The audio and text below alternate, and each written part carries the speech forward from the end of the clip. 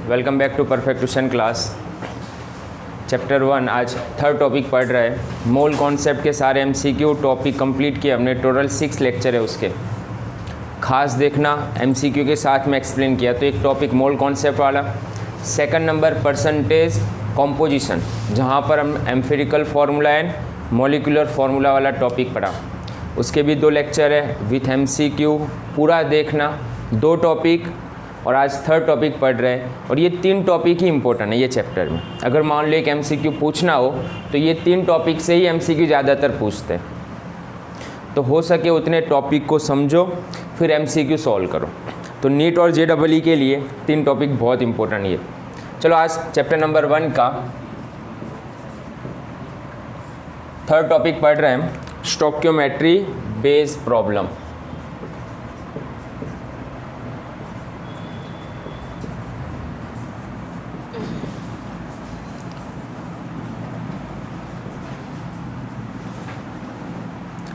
एकदम नया वर्ड होगा तुम्हारे लिए, स्टोइकियोमेट्री बेस्ड प्रॉब्लम।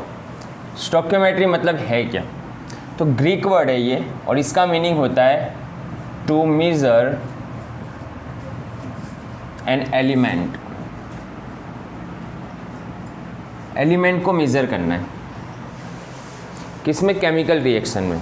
अब तुम्हारे सामने कोई केमिकल रिएक्शन है, अब वो रिएक्शन के अंदर रिएक्टेंट होंगे और प्रोडक्ट होगी। तो कितने रिएक्टेंट कंज्यूम हो रहे हैं और कितने प्रोडक्ट फॉर्म हो रहे हैं, उसको रिप्रेजेंट करता है यहाँ पर स्टोइकियोमेट्री। तो स्टोइकियोमेट्री क्या रिप्रेजेंट कर रहा है? To measure an element. यहाँ पर एलिमेंट में हम नंबर क्वांटिटेटिव रिलेशनशिप देता है। ये क्या एक्सप्लेन कर रहा है? ये quantitative relationship between reactant and product. Example लेकर आसानी से समझ में आ जाएगा स्टोइकियोमेट्री है क्या। जैसे कि मान लो एक एग्जाम्पल ले लेते हैं हम,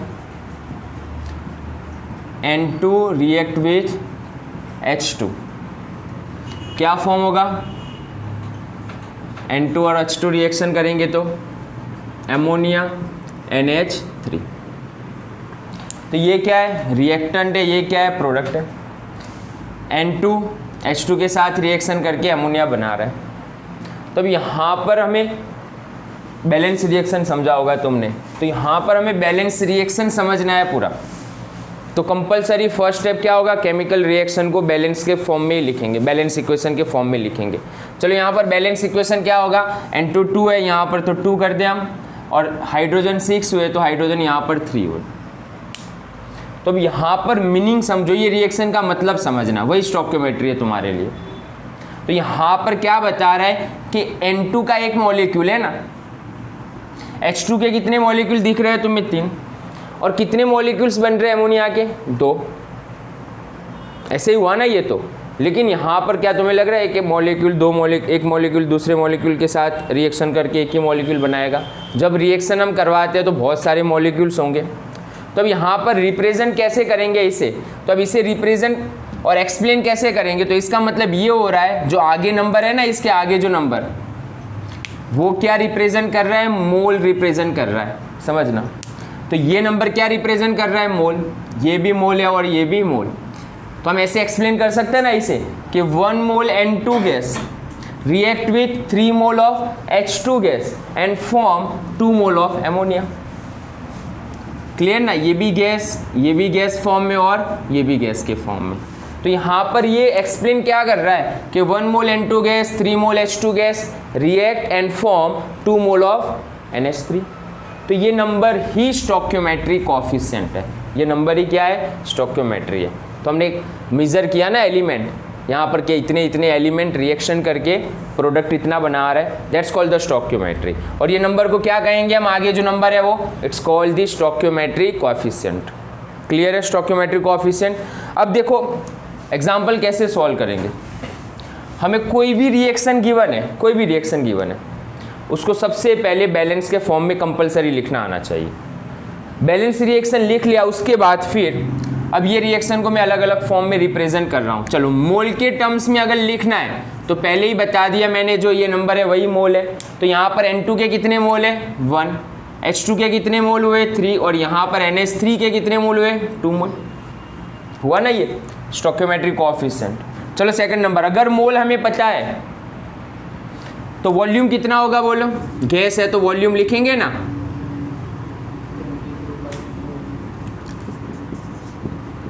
चलो गैस है तो वॉल्यूम लिखेंगे, तो वॉल्यूम कितना होगा, 1 मोल है तो 22.4 लीटर।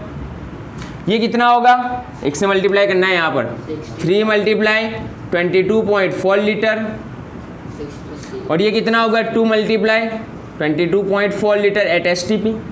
ये क्लियर होना चाहिए, 1 मोल है तो क्लियर ना ये। तो वॉल्यूम के टर्म्स में हम आसानी से समझ सकते हैं ये। अगर मैं तुम्हें ऐसा बोलूँ कि 1 मोल N2 3 मोल H2 के साथ रिएक्शन कर रहा है, इसका मतलब यही हुआ STP पर कि 22.4 litre N2 gas and 3 into 22.4 litre H2 gas reaction कर रहे हैं और इतनी प्रोडक्ट बन रही है। अगर मैं वॉल्यूम के टर्म्स में एक्सप्लेन करूँ तो चलो थर्ड नंबर, उसके बाद मोल आ गया, वॉल्यूम आ गया, फिर कौन से फॉर्म में लिखते थे हम, उसके मास के फॉर्म में लिखते थे। जनरली स्टोइकियोमेट्री मास के फॉर्म में नहीं लिखा जाता, फिर भी एक्सप्लेन कर रहे हैं यहाँ पर हम। मॉलिक्यूलर मास कितना होगा, 1 मोल N2 मतलब कितना 28। चलो इसका मॉलिक्यूलर मास कितना हुआ, एक हाइड्रोजन 6 हाइड्रोजन हुए तो टोटल 6 मॉलिक्यूलर मास। इसके लिए कितना होगा, NH3 का होता है 17, 2 है तो कितने हुए 34। तो मास के टर्म्स में अगर लिखना है तो ये लिखेंगे। अगर मुझे नंबर के टर्म्स में लिखना है, नंबर ऑफ मॉलिक्यूल्स, बोलो क्या होगा, नंबर ऑफ मॉलिक्यूल्स। तो अगर ये 1 मोल है तो कितना हुआ, 1 मोल मतलब एवोगैड्रो नंबर के बराबर होगा। चलो ये 3 मोल है तो कितना हुआ, 3 मोल 3 मल्टीप्लाई एवोगैड्रो नंबर, और ये कितना हुआ 2 इंटू एवोगैड्रो नंबर। तो कोई भी रिएक्शन गिवन है तुम्हारे सामने, सबसे पहला फर्स्ट स्टेप क्या होगा, बैलेंस रिएक्शन क्लियर होना चाहिए।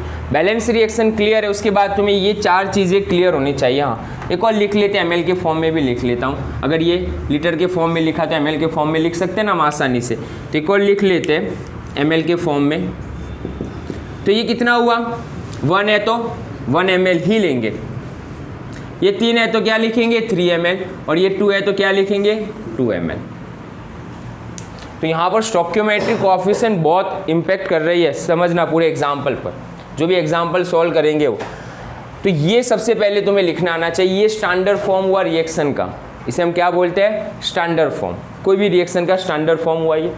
अब क्वेश्चन जरूरी थोड़ी है कि हर बार 1 मोल N2 लूँ मैं, 3 मोल H2 लूँ और 2 मोल ही बनाऊँ। अब क्या कर रहा हूँ मैं, एक रिएक्शन में 100 मोल N2 ले लिए मैंने, 500 मोल H2 ले लिए, समझ रहे हो ना, 500 मोल H2 ले लिए, तो ये कितना बनेगा।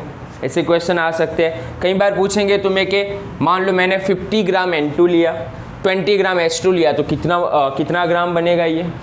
तो क्वेश्चन बन सकते हैं, ऐसे ही क्वेश्चन आएंगे कि अगर रिएक्टेंट मोल के टर्म्स में इतना है तो प्रोडक्ट कितना बना, या H2 कितना लेना पड़ेगा। वॉल्यूम के टर्म्स में दे देंगे, अगर इतना वॉल्यूम ले रहे हैं तो इतना बनेगा। तो क्वेश्चन की पैटर्न समझना, ये क्या है, स्टैंडर्ड फॉर्म है। तो स्टैंडर्ड फॉर्म कंपलसरी लिखना आना चाहिए तुम्हें। चलो एक और एग्जांपल ले लेते हैं, ऐसा ही स्टैंडर्ड फॉर्म लिखेंगे उसका। और कंबशन के लिए रिएक्शन लिख रहे हैं, कोई भी हाइड्रोकार्बन का कंबशन अगर हो रहा है, हाइड्रोकार्बन का कंबशन हो रहा है तो क्या होगा। एज एग्जांपल मान लो मैं मीथेन लिख रहा हूँ, मीथेन का कंबशन कर रहे हैं, तो क्वेश्चन होंगे ऐसे भी, the combustion of the methane. तो किसके प्रेजेंस में कंबशन करते हैं उसे, ऑक्सीजन के प्रेजेंस में जलाना है उसे। जब भी जलेगा कोई भी हाइड्रोकार्बन तो क्या बनेगा, ये फिक्स ही है सामने, क्या बनना है, CO2 प्लस H2O बनेगा ही बनेगा, कंपलसरी। समझ रहे हो ना। अब बैलेंस रिएक्शन करना आना चाहिए यहाँ से। यहाँ पर सबसे पहले कार्बन को बैलेंस कर देना, फिर हाइड्रोजन को बैलेंस करना, फिर ऑक्सीजन को बैलेंस करना। चलो यहाँ पर कार्बन तो बैलेंस ही है, फिर हाइड्रोजन, हाइड्रोजन यहाँ पर 4 है, हाइड्रोजन 2 है, कितना आएगा यहाँ पर 2। ऑक्सीजन कितने हुए, यहाँ पर 4 हुए, यहाँ पर 2 है तो 2। तो क्लियर है ना ये स्टोइकियोमेट्री। तो स्टोइकियोमेट्रिक कोएफिशिएंट कंपलसरी आना चाहिए। चलो स्टैंडर्ड फॉर्म में लिखते हैं। मोल के टर्म्स में क्या लिखेंगे इसे, 1 मोल 2 मोल 1 मोल एंड 2 मोल। चलो वॉल्यूम के टर्म्स में क्या लिखेंगे, अगर गैस है तो वॉल्यूम गैस के लिए तो क्या होगा, 1 मोल है तो 1 मल्टीप्लाई 22.4, 2 मल्टीप्लाई 22.4, 1 मल्टीप्लाई 22.4 और 2 मल्टीप्लाई 22.4 लीटर। चलो मास के टर्म्स में लिखना है, CH4 का मॉलिक्यूलर मास 16, O2 का कितना होगा और कितना वो भी समझना आगे, कितने ऑक्सीजन है, टोटल 4 ऑक्सीजन है, 4 ऑक्सीजन मतलब कितना हुआ 64 ग्राम हुआ। CO2 एक है तो कितना हुआ 16, 32 और 12 तो 44 और H2 18 है और 2 H2 है तो कितना हुआ 36 हुआ। नंबर ऑफ मॉलिक्यूल्स, चलो नंबर ऑफ मॉलिक्यूल्स 1 मोल है। देखो कहाँ से स्टैंडर्ड लिख रहा हूँ मैं, हर बार मोल को यूज़ कर रहा हूँ। तो एवोगैड्रो नंबर के बराबर 2 multiply Avogadro number, 1 multiply Avogadro number और यहाँ पर 2 मल्टीप्लाई एवोगैड्रो नंबर के बराबर है। तो अगर तुम्हें स्टैंडर्ड फॉर्म आ गया, सबसे पहले स्टैंडर्ड फॉर्म अपने हिसाब से लिखेंगे, फिर क्वेश्चन देखेंगे। फिर क्वेश्चन क्या होगा, अगर मान लो मैं 50 ग्राम मीथेन ले रहा हूँ, 50 ग्राम मीथेन ले रहा हूँ तो कितना ग्राम CO2 या कितना ग्राम H2O बनेगा। तो क्रॉस मल्टीप्लिकेशन ही करना है ना हमें, तो कि 16 ग्राम पर 44 बन रहा है, 16 ग्राम पर 44 बन रहा है तो 50 ग्राम पर कितना। समझ रहे हो, क्वेश्चन बहुत सिंपल है। तो आसानी से तुम्हें कोई भी एग्जांपल आ जाएगा अगर ये स्टैंडर्ड फॉर्म लिखोगे। हमारे सामने रिएक्शन, अब 2 टाइप की प्रॉब्लम आएगी, स्टोइकियोमेट्री की 2 प्रॉब्लम हमें समझनी है यहाँ पर। तो प्रॉब्लम्स या MCQ समझना कितने टाइप्स के हैं, तो 2 प्रॉब्लम समझेंगे यहाँ पर। एक है जहाँ पर सिंगल रिएक्टेंट ही हो, सिंगल रिएक्टेंट बेस प्रॉब्लम, मतलब एक ही रिएक्टेंट हो और उसके हिसाब से कैलकुलेशन करेंगे। और दूसरी प्रॉब्लम आएगी मोर देन 2 रिएक्टेंट, जिसमें 2 या 2 से ज़्यादा रिएक्टेंट हो, ऐसा रिएक्शन जिसमें 2 या 2 से ज़्यादा रिएक्टेंट पार्टिसिपेट करते हो, तो उसका अमाउंट कितना है वो वहाँ पर इम्पेक्ट करने वाला है। यहाँ पर हमें एक एक्स्ट्रा स्टेप चाहिए, यहाँ पर हम फाइंड करने वाले हैं लिमिटिंग रिएजेंट LR। क्या फाइंड करेंगे यहाँ पर हम, लिमिटिंग रिएजेंट।